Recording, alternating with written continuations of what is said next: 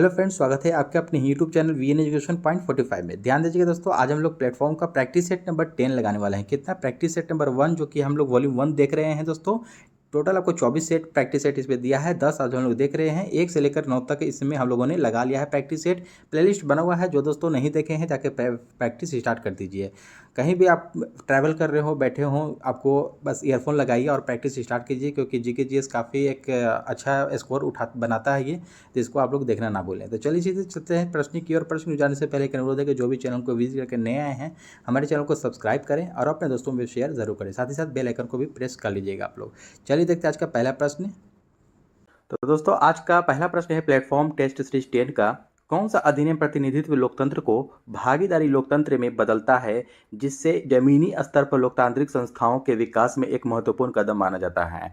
तो दोस्तों देखेंगे यहाँ पर कि भागीदारी लोकतंत्र में कौन सा अधिनियम प्रतिनिधित्व लोकतंत्र को भागीदारी लोकतंत्र में बदलता है, जिसे जमीनी स्तर पर लोकतांत्रिक संस्थाओं के विकास के एक महत्वपूर्ण कदम माना जाता है। तो एक का सही उत्तर हो जाएगा डी, 73वां संविधान संशोधन अधिनियम। 73वां संविधान संशोधन अधिनियम ये आपको भागीदारी लोकतंत्र में बदलता है, जिससे जमीनी स्तर पर लोकतांत्रिक संस्थाओं के विकास में एक महत्वपूर्ण कदम माना जाता है। अगला प्रश्न है 2 नंबर। सर्व शिक्षा अभियान का उद्देश्य खालिस्तान वर्ष के आयु वर्ग के सभी बच्चों के लिए उपयोगी एवं प्रासंगिक प्रारंभिक शिक्षा प्रदान करना है। तो कितने वर्ष की आयु वर्ग के सभी के लिए? यहाँ पर देखिए, ध्यान दीजिएगा कितने से। तो 2 का आपको सही उत्तर हो जाएगा दोस्तों 6 से 14 वर्ष। कितना? 6 से 14 वर्ष के आयु के वर्ग के सभी बच्चों के लिए उपयोगी एवं प्रासंगिक प्रारंभिक शिक्षा प्रदान करना है। सर्व शिक्षा अभियान के उद्देश्य यही है। नेक्स्ट क्वेश्चन है विश्व स्वास्थ्य दिवस कब मनाया जाता है? देखिए, विश्व स्वास्थ्य दिवस कब मनाया जाता है? तो 3 का डी हो जाएगा आपको 7 अप्रैल को। 7 अप्रैल को विश्व स्वास्थ्य दिवस मनाया जाता है, याद रखेंगे। और यहाँ पर दोस्तों ये भी रखेंगे 12 मार्च को क्या है? अपना बिहार दिवस है। क्या है?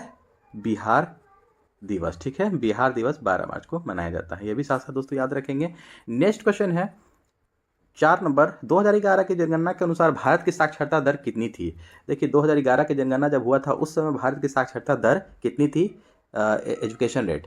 तो 4 का आपको सही उत्तर हो जाएगा ए, 74.0%। कितना? 74.0% आपको भारत की साक्षरता दर थी। नेक्स्ट क्वेश्चन है निम्नलिखित में से कौन सुमेलित नहीं है? देखिए, सुमेलित नहीं के बारे में पूछा जा रहा है, ध्यान देंगे। तो यहाँ पर राजधानी के बारे में पूछा जा रहा है। तो 5 का देखिए, रूस मॉस्को, कनाडा, ओटावा, चीन, शंघाई, ऑस्ट्रेलिया, कैनबरा। देखिए, आपको सुमेलित नहीं के बारे में पूछा जा रहा है। तो रूस आपको मॉस्को, ए आपका सही है, ठीक है ना, ए सही है। कनाडा की राजधानी ओटावा भी सही है। चीन शंघाई नहीं होगा, आपको यही गलत है। और ऑस्ट्रेलिया की राजधानी कैनबरा है, यह भी सही है आपका। तो चीन की राजधानी शंघाई नहीं है, यही गलत हो जाएगा आपको। और नेगेटिव पूछ रहा था, नेगेटिव क्या भाई? नेगेटिव सही उत्तर आपका हो जाएगा। चीन की राजधानी बीजिंग है। नेक्स्ट क्वेश्चन हो जाएगा दोस्तों 6 नंबर। पटना से प्रकाशित होने वाला प्रथम अंग्रेजी अखबार कौन सा था? देखिए, पटना से प्रकाशित होने वाला प्रथम अंग्रेजी अखबार के बारे में पूछा जा रहा है। दी इंडियन नेशन, दी बिहार हेराल्ड, दी मिरर या हिंदू पेट्रियट। तो 6 का आपको सही उत्तर हो जाएगा 6 नंबर क्वेश्चन का आपको बी हो जाएगा, दी बिहार हेराल्ड। क्या था? दी बिहार हेराल्ड जो था आपको पटना से प्रकाशित होने वाला पहला अंग्रेजी अखबार था। कौन सा? English newspaper. नेक्स्ट क्वेश्चन है 7 नंबर। यूएनडीपी संयुक्त राष्ट्र विकास कार्यक्रम का मुख्यालय कहाँ है? देखिए, यूएनडीपी का मुख्यालय पूछा जा रहा है। तो यूएनडीपी का मुख्यालय आपको 7 का सही उत्तर हो जाएगा दोस्तों सी हो जाएगा, न्यूयॉर्क। कहाँ है? न्यूयॉर्क है। और वहीं आपको देखिए यूएनडीपी का फुल फॉर्म पूछता है तो यूनाइटेड नेशन डेवलपमेंट प्रोग्राम होता है। यूनाइटेड नेशन डेवलपमेंट प्रोग्राम, यानी कि हिंदी में आपको संयुक्त राष्ट्र विकास कार्यक्रम। तो इसका कहाँ है मुख्यालय? न्यूयॉर्क में है। न्यूयॉर्क यूएसए अमेरिका में है, ठीक है।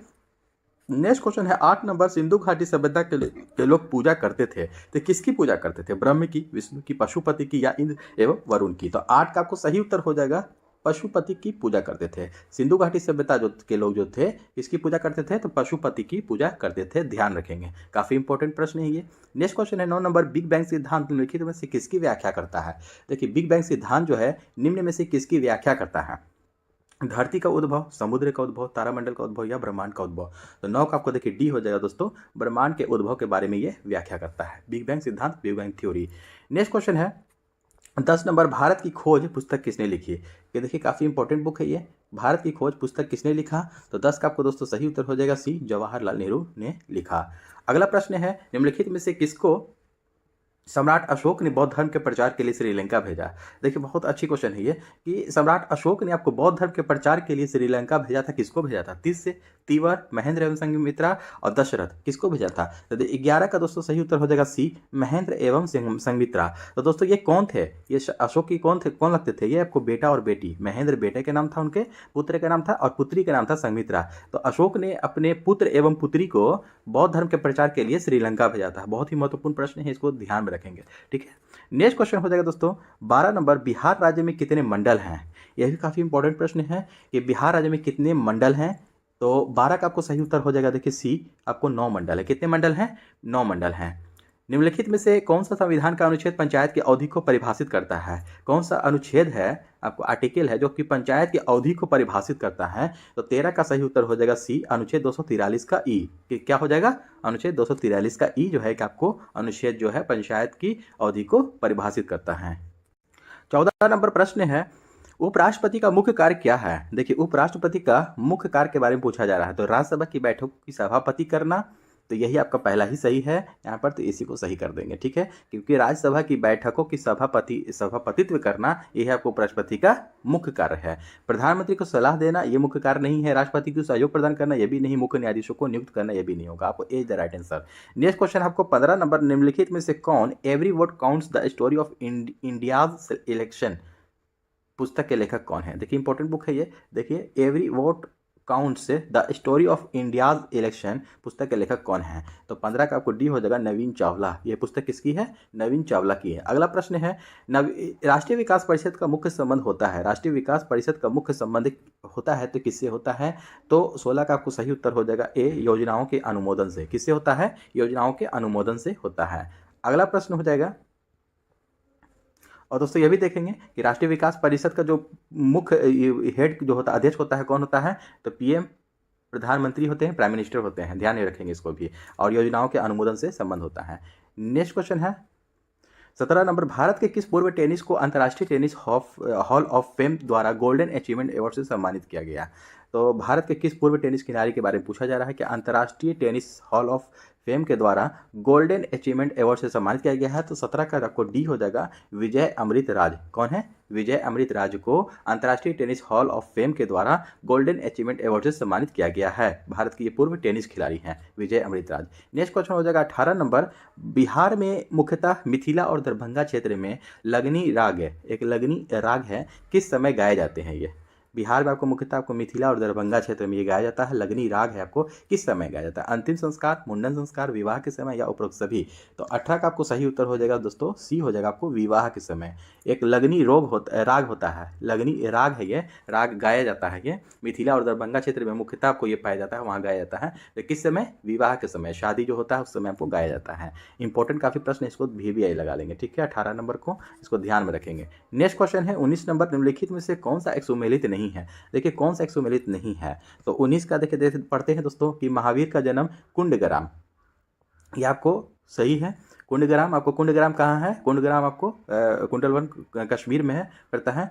और महावीर की मृत्यु पावापुरी, ये भी आपका दोस्तों सही है, पावापुरी में हुआ था। महावीर को ज्ञान की प्राप्ति गया, तो नहीं, महावीर को ज्ञान की प्राप्ति गया में नहीं हुई थी, ये गलत हो जाएगा आपको सी। तो यही आपको उत्तर सही हो जाएगा। महावीर का सर्वाधिक प्रभाव वैशाली, सर्वाधिक प्रभाव वैशाली, ये भी सही है आपका। सी आपको गलत है, तो नेगेटिव का भाई नेगेटिव उत्तर हो जाएगा आपका। तो महावीर को ज्ञान की प्राप्ति गया में नहीं हुई थी। नेक्स्ट क्वेश्चन है दोस्तों 20 नंबर, किस सातवाहन नरेश ने गाथा सप्तशती नामक महत्वपूर्ण कृति की रचना की? तो किस सातवाहन नरेश ने गाथा सप्तशती नामक महत्वपूर्ण कृति की रचना की? तो 20 का सी हो जाएगा, हाल। किसने? हाल ने किया रचना, हाल ने इसकी रचना की। गाथा सप्तशती की महत्वपूर्ण कृति की रचना हाल ने किया था। नेक्स्ट क्वेश्चन है, किस मुगल सम्राट के मकबरे में गुंबद का निर्माण नहीं किया गया है? देखिए किस मुगल सम्राट के मकबरे में गुंबद का आपको निर्माण नहीं किया गया है? बाबर, हुमायूं, अकबर, शाहजहां। 21 का सही उत्तर हो जाएगा सी, अकबर के आपको मकबरे में निर्माण नहीं किया गया है गुंबद का, ध्यान रखेंगे। नेक्स्ट क्वेश्चन है 22 नंबर, 5वां यूके इंडिया अवार्ड 2023 में किसे global Indian icon of the year पुरस्कार जीता? देखिए 5वां यूके इंडिया अवार्ड 2023 में किसने global Indian icon of the year पुरस्कार जीता? तो 22 का सही उत्तर हो जाएगा सी, मैरी कॉम। किसने जीता? मैरी कॉम ने। मुक्केबाजी से संबंधित हैं, ये मुक्केबाजी करती हैं, ध्यान रखेंगे। नेक्स्ट क्वेश्चन है, जब सिंध का विलय हुआ उस समय भारत का गवर्नर जनरल कौन था? जब सिंध का विलय हुआ था तो उस समय भारत का गवर्नर जनरल कौन था? तो 23 का आपको ए हो जाएगा, लॉर्ड एलनबरो। कौन थे? Lord Ellenborough. अगला प्रश्न है 24 नंबर, अलीगढ़ आंदोलन का चरित्र कैसा था? अलीगढ़ आंदोलन जो हुआ था उसका चरित्र कैसा था? तो 24 का दोस्तों सही उत्तर हो जाएगा, देखिए बी हो जाएगा, 2, 3 और 5। ठीक है, तो ब्रिटिश समर्थक हो जाएगा, फिर कांग्रेस विरोधी अलीगढ़ आंदोलन जो हुआ था, और 5 हो जाएगा आपका हिंदू विरोधी। ये सब थे, ध्यान रखेंगे। नेक्स्ट क्वेश्चन है 25 नंबर प्रश्न है, सविनय अवज्ञा आंदोलन अंतिम रूप से कब वापस लिया गया? देखिए काफी इंपॉर्टेंट प्रश्न हो जाता है ये कि सविनय अवज्ञा आंदोलन अंतिम रूप से कब वापस लिया गया? 15 अगस्त 1933, 31 जुलाई 1934, 5 मार्च 1931 या अप्रैल 1934 है। तो देखिए 25 का आपको देखिए डी आंसर हो जाएगा इसका। ठीक है, अप्रैल 1934 में अंतिम रूप से वापस ले लिया गया था। ठीक है, नेक्स्ट क्वेश्चन है, भारतीय संविधान को किस भाग में राष्ट्रपति के चुनाव से संबंधित नियमों का वर्णन किया गया है? भारतीय संविधान में किस भाग में आपको राष्ट्रपति के चुनाव से संबंधित नियमों का वर्णन किया गया है? तो 26 का आपको सही उत्तर हो जाएगा डी, भाग 5। कितना में? भाग 5 में।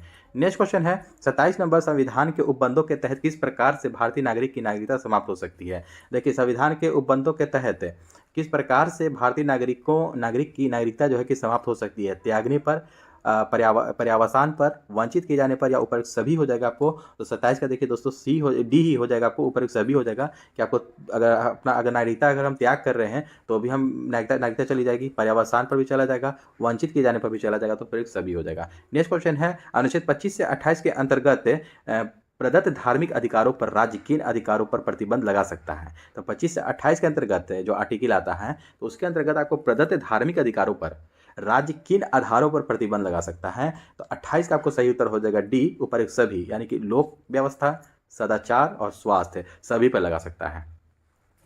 नेक्स्ट क्वेश्चन हो जाएगा आपको 29 नंबर, राष्ट्रपति पद पर कार्यवाहक राष्ट्रपति के अलावा सबसे कम अवधि तक पद पर रहने वाले राष्ट्रपति कौन है? यानी कि सबसे कम अवधि तक पद पर रहने वाले राष्ट्रपति कौन है? राष्ट्रपति पद पर पूछा जा रहा है, यानी कि कार्यवाहक राष्ट्रपति के अलावा इन्हें छोड़ करके। तो 29 का आपको देखिए बी हो जाएगा, डॉक्टर जाकिर हुसैन, सबसे कम अवधि पर रह ही रहे थे। ठीक है, नेक्स्ट क्वेश्चन हो जाएगा आपको 30 नंबर, निम्नलिखित में से कौन सा एक सुमेलित नहीं है? देखिए सुमेलित नहीं के बारे में पूछा जा रहा है। तो देखिए 30 का सही उत्तर हो जाएगा, देखिए पढ़ते हैं, कोयना जल विद्युत परियोजना, ये आपको सही है क्योंकि जल विद्युत परियोजना आपको कोयना नदी पर है। कल्पक्कम परमाणु शक्ति केंद्र, ये भी सही हो जाएगा आपका। कोलकाता भूतापीय ऊर्जा केंद्र, ये गलत है। और भावनगर ज्वारी विद्युत परियोजना, ये भी सही है आपका। तो सी द राइट आंसर, यही गलत है। नेक्स्ट क्वेश्चन हो जाएगा 31 नंबर, हाल ही में किसके द्वारा प्रमुख पुस्तक Modi shaping a global order in flux लिख गया है, यानी कि लिखा गया है। तो हाल ही में किसके द्वारा प्रमुख पुस्तक है कि Modi shaping a global order in flux किसके द्वारा लिखा गया है? 31 का सही उत्तर हो जाएगा ए, एस जयशंकर के द्वारा। किसके द्वारा? एस जयशंकर के द्वारा लिखा गया है ये बुक। नेक्स्ट क्वेश्चन है, स्प्रूस, फर तथा पाइन के वृक्ष जो हैं मुख्यतः किस प्रकार के वनों में पाए जाते हैं? किस प्रकार के वन में पाए जाते हैं? स्प्रूस, फर तथा पाइन के वृक्ष जो हैं, ये तीनों ध्यान रखेंगे, कौन से प्रकार के वन में पाया जाता है? मानसूनी, भूमध्य रेखीय या भूमध्य सागरीय या टैगा वन में? तो 32 का आपको देखिए डी हो जाएगा, टैगा वन में ये पाए जाते हैं। ये सब स्प्रूस, फर और पाइन के वृक्ष ये सब जो हैं आपको टैगा वन में पाए जाते हैं। नेक्स्ट क्वेश्चन हो जाएगा आपको 33 नंबर, ऋग्वेद में श्लोक सविता से भी संबंधित है। सविता का अर्थ किस देवता से है? देखिए ऋग्वेद में आपको श्लोक जो आपको सविता से भी संबंधित है, तो सविता का अर्थ किस देवता से है? तो 33 का सही उत्तर है दोस्तों सी, सूर्य। सविता का अर्थ किस देवता से है? तो सूर्य देवता से संबंधित है। तो ऋग्वेद में जो श्लोक है आपको सविता से भी संबंधित है, आपको सविता का अर्थ सूर्य देवता से संबंधित है। नेक्स्ट क्वेश्चन है 34 नंबर, जुलाई 2023 में लंदन में आयोजित विंबलडन 2023 जो हुआ था वो किस टेनिस खिलाड़ी ने पुरुष एकल खिताब जीता? तो विंबलडन 2023 जो हुआ है उसमें कौन सा पुरुष खिलाड़ी जीता है? तो 34 का बी हो जाएगा दोस्तों, कार्लोस अल्काराज ने जीता है। ये इसको भी लगा लेंगे। ये क्वेश्चन आपको खेल से पूछा ही जाता है करंट अफेयर में। ठीक है, खेल से एक ना एक प्रश्न जरूर आएगा। तो कि 2023 में जो हुआ आपको लंदन में आयोजित विंबलडन टेनिस खिलाड़ी आपको कि पुरुष एकल खिताब किससे जीता? तो कार्लोस अल्काराज। नेक्स्ट क्वेश्चन है, महाभारत के अनुसार कौरव सेना के निम्नलिखित सेनापतियों में कौन सा जीवित बचा था? देखिए महाभारत के अनुसार कौरव सेना के निम्नलिखित सेनापतियों में से कौन सा जीवित बचा था? द्रोणाचार्य, अश्वत्थामा, कर्ण या शल्य। तो 35 का आपको देखिए बी हो जाएगा अश्वत्थामा, ठीक है ना, अश्वत्थामा आपको ही जीता था, जीवित बचा था।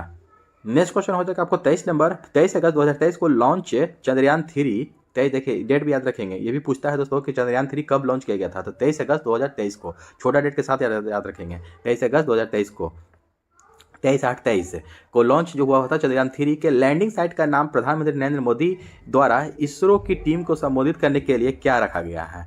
तो लैंडिंग साइट का नाम क्या रखा गया, तिरंगा, शिव शक्ति, विष्णु शक्ति या भारत।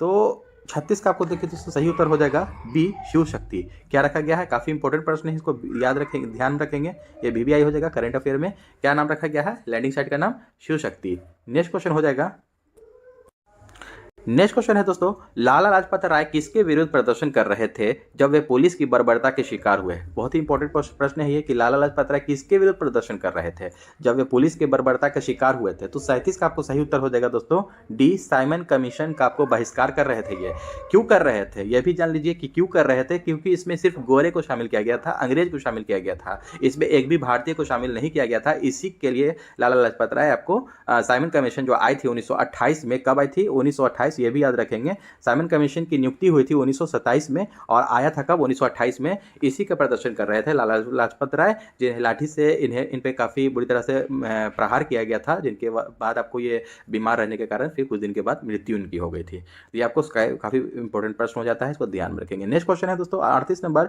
बाठल लोक नृत्य के साथ कौन सा भारतीय प्रदेश संबंध है।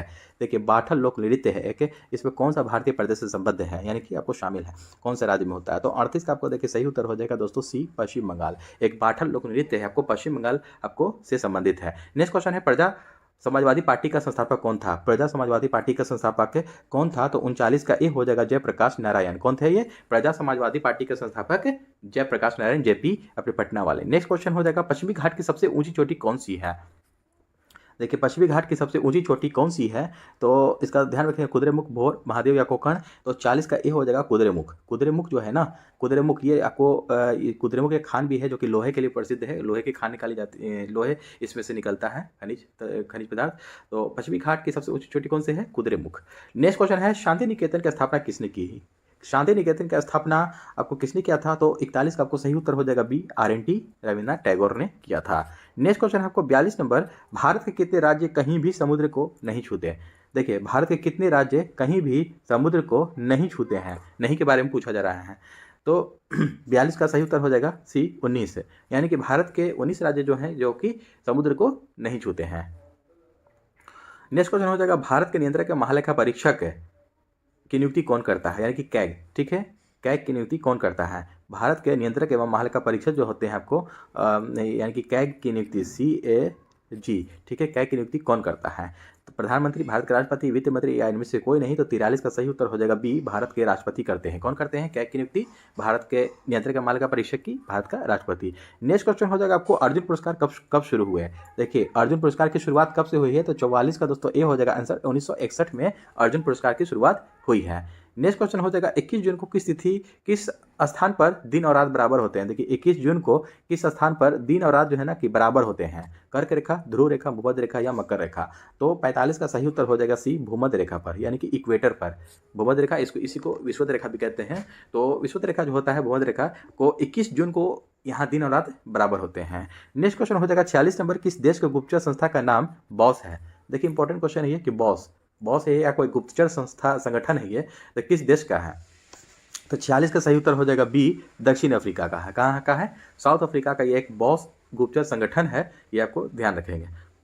नेक्स्ट क्वेश्चन है 47 नंबर, विश्व की सर्वाधिक प्राचीन पहाड़ियां हैं। विश्व की सर्वाधिक प्राचीन पहाड़ियां कौन सी है, मसूरी, सतपुरा, हिमालय या अरावली। तो 47 का देखिए दोस्तों डी हो जाएगा, अरावली आपको सबसे पहाड़ियां जो है इसे काफ़ी बहुत पुरानी है, ये ध्यान रखेंगे। नेक्स्ट क्वेश्चन हो जाएगा आपको, कजाकिस्तान की राजधानी क्या है। कजाकिस्तान की राजधानी क्या है। तो 48 का सही उत्तर हो जाएगा सी, अस्ताना। कजाकिस्तान की राजधानी अस्ताना। नेक्स्ट क्वेश्चन हो जाएगा आपको 49 नंबर, 17 अगस्त 2023 को कहां से राष्ट्रपति द्रौपदी मुर्मू के द्वारा INS विंध्यगिरी का उद्घाटन किया गया। कहां से किया गया, देखिए राष्ट्रपति द्रौपदी मुर्मू के द्वारा INS विंध्यगिरी का उद्घाटन जो किया गया है 17 अगस्त 2023 को, तो कहां से किया गया है, कोलकाता, चेन्नई, गोवा या मुंबई। तो 49 का आपको सही उत्तर हो जाएगा ए, कोलकाता से किया गया है। क्या हो जाएगा, कोलकाता से किया गया है INS विंध्यगिरी का। उद्घाटन।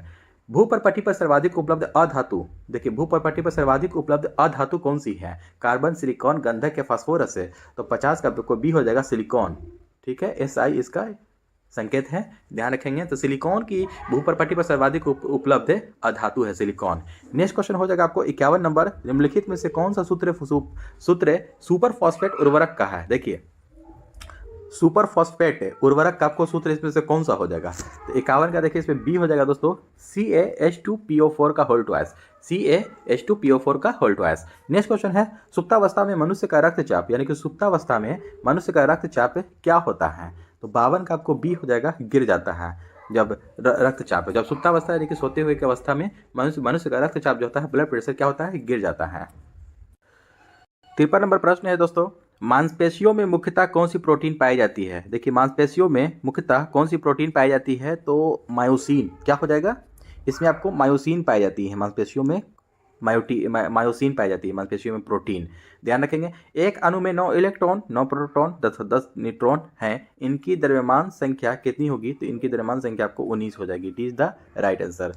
नेक्स्ट क्वेश्चन है, अगस्त 2023 में 15वां ब्रिक्स सम्मेलन का आयोजन किस शहर में किया गया? 2023 में आपको अगस्त 15वां ब्रिक्स सम्मेलन का आयोजन किस शहर में किया गया? तो 55 का आपको सही उत्तर हो जाएगा बी, जोहान्सबर्ग में किया गया। नेक्स्ट क्वेश्चन है दोस्तों 56 नंबर, एक तत्व के समस्थानिकों में क्या होता है? न्यूट्रॉन की संख्या भिन्न होती है, न्यूट्रॉन की संख्या समान होती है, प्रोटॉन की संख्या भिन्न होती है या इलेक्ट्रॉन की संख्या भिन्न होती है? तो 56 का आपको सही उत्तर हो जाएगा दोस्तों, ए हो जाएगा आपको, न्यूट्रॉन की संख्या भिन्न होती है। एक तत्व के समस्थानिकों में न्यूट्रॉन की संख्या भिन्न होती है, अलग अलग होती है। अगला प्रश्न 57 नंबर, निम्नलिखित में से कौन सा पदार्थ केवल एक तत्व से निर्मित है? तो 57 का देखिए पढ़ते हैं, कांच, रेत, जल या हीरा? तो ऑब्वियसली इसमें आपको दोस्तों हीरा दिख रहा है जो कि आपको एक तत्व से निर्मित है, अदरवाइज आपको जल मिश्रण है, रेत भी मिश्रण है, कांच भी मिश्रण है। नेक्स्ट क्वेश्चन हो जाएगा आपको 58 नंबर, अलैंगिक प्रजनन का एक प्रकार जिसमें जड़ों, तनों, पत्तियों और कलिकाओं से नए पौधे उत्पन्न होते हैं वह कहलाता है, क्या कहलाता है? तो 58 का ए हो जाएगा, वनस्पति प्रजनन कहलाता है। क्या कहलाएगा? वनस्पति प्रजनन। अलैंगिक प्रजनन का एक प्रकार है जिसमें कि जड़ हो गया, तना हो गया और पत्ती कलिकाओं में नए पौधे उत्पन्न होते हैं, वह क्या कहलाता है? वनस्पति प्रजनन। नेक्स्ट क्वेश्चन है, कास्टिक सोडा का रासायनिक नाम क्या है? कास्टिक सोडा का रासायनिक नाम क्या है? 59 का देखिए ए हो जाएगा, सोडियम हाइड्रोक्साइड। सोडियम हाइड्रोक्साइड आपको कास्टिक सोडा हो जाएगा, sodium hydroxide caustic soda. Next question हो जाएगा, तापमापी में पारा क्यों प्रयोग किया जाता है? देखिए तापमापी में पारा क्यों प्रयोग किया जाता है? यह सस्ता है, भरने में सरल है, गर्म होने पर अधिक फैलता है, तापमापी की दीवारों से नहीं चिपकता।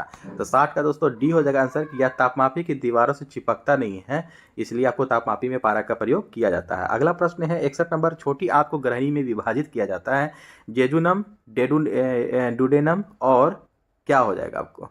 तो छोटी आंत को ग्रहणी में विभाजित किया जाता है, जेजुनम, डुडेनम और 61 का डी हो जाएगा, इलियम। क्या हो जाएगा? एक इलियम हो जाएगा, जेजुनम, डुडेनम और इलियम। नेक्स्ट क्वेश्चन है 62 नंबर, टी मापक यानी कि टी स्केल पर निम्नलिखित में से किसका मापन किया जाता है? टी मापक पर किसका मतलब मापन किया जाता है, मेजरमेंट किसका किया जाता है? तो 62 का देखिए सी हो जाएगा, चक्रवातों की शक्ति।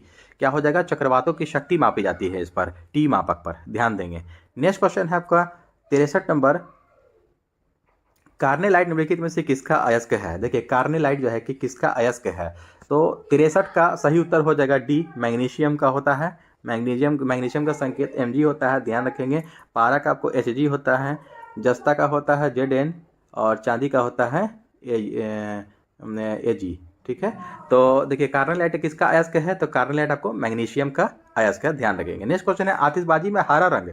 देखिए काफ़ी इंपॉर्टेंट प्रश्न है कि आतिशबाजी जब होता है तो उसमें हरा रंग किसकी उपस्थिति के कारण होता है? तो 64 का आपको सही उत्तर हो जाएगा सी, बेरियम के कारण आपको हरा रंग होता है। क्या होता है? वहीं आपको लाल रंग पूछ देगा तो एस्ट्रोनशियम के कारण आपको लाल रंग होता है, ध्यान रखेंगे। सोडियम के कारण आपको पीला रंग होता है, इसको भी ध्यान रखेंगे।